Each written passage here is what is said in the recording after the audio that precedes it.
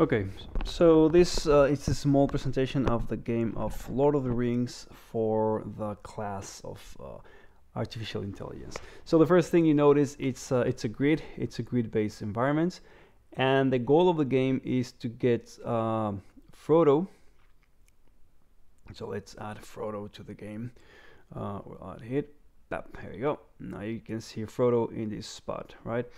And the the goal of the game is to make sure that Frodo reaches Mount Doom and delivers the ring, and game's over. If you're the good guys, if you're playing with the bad guys, then the role of the game is to catch Frodo and kill him, get the ring back. Um, the first the idea of this project was that with every topic that we saw in class, the students would make more advanced and more advanced creatures. So the first kind of creatures they would add is the butterfly or the bird. If they were so if they were a bird, it would be here, and you'll see here. Now it's full. They would have to go through the map and just through the territory and create the map, because when the game starts, all creatures do not know anything about the world. They don't know the map, and it's dangerous to walk around because there are these holes, and if you walk into one of those holes, then that's it, your character is killed. So you first would send the butterflies, and they would kind of fly around. But even though they were flying, if they passed on top of one of these holes, they would be sucked in because there was like some vacuum or something. But those were the only creatures we could ask the environment for hints, and they would kind of like smell it. So if they were near one of those holes, the environment would say, "Hey, you're near one." It could be up, down, left, or right. We don't know, but you're near one, right? So they had to develop some sort of intelligence to just kind of like go back where they came, try a different location, and make sure that they can solve stuff like that. Um, then the next step would be they had to create the wizards. So I'm going to create Gandalf here. You see here in the corner. And they would take that map, that information that the butterflies had produced, and create a plan, a route. So how, because if you see these mountains, they're unpassable mountains. So nobody can go through these mountains.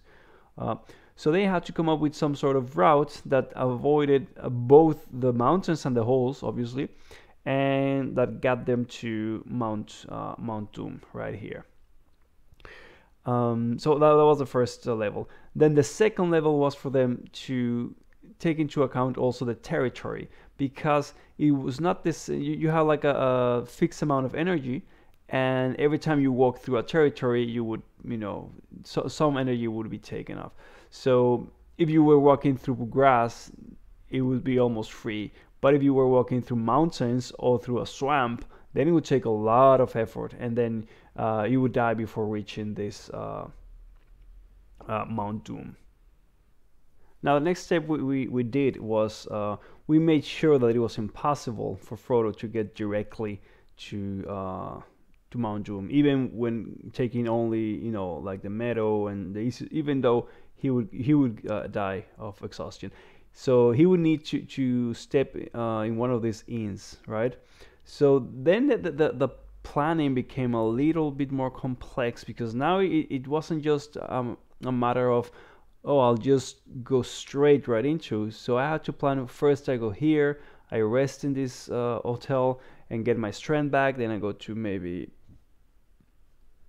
this one here, and finally, yeah, to Mount Doom or whatever. So the intelligence had to be more complex.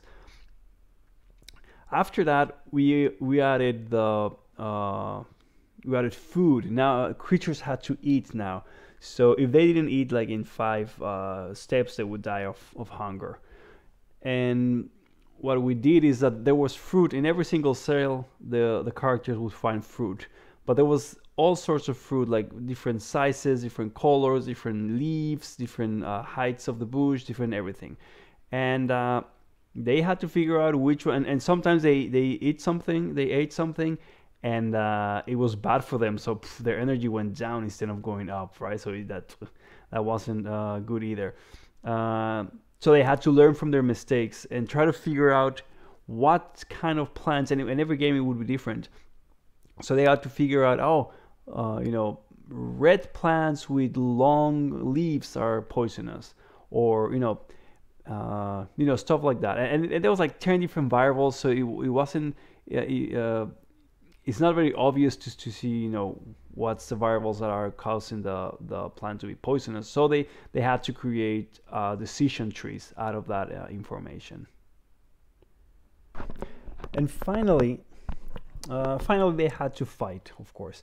So if two characters were in the same cell, then a fight would start, and they would also have to figure it out what kind of attack would be more effective. So every time they had attack, let's say they chose, I'm gonna attack with a dagger on the shoulder, with a upright angle, and there were like 10 different variables, right?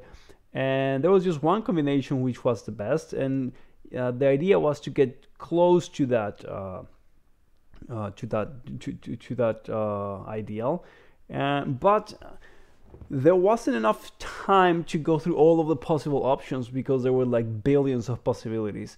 So you would have to use, in this case, genetic algorithms. And genetic algorithms are really good because they find a good enough solution really, really fast. Not the best, usually it's not the best, but a really, really good solution and really, really fast. And well, that's pretty much it. There was another thing with Frodo could put on the ring, and then he would become invisible, but then Nazgul would get the exact location and just try to mimic the dynamics of the books as much as possible.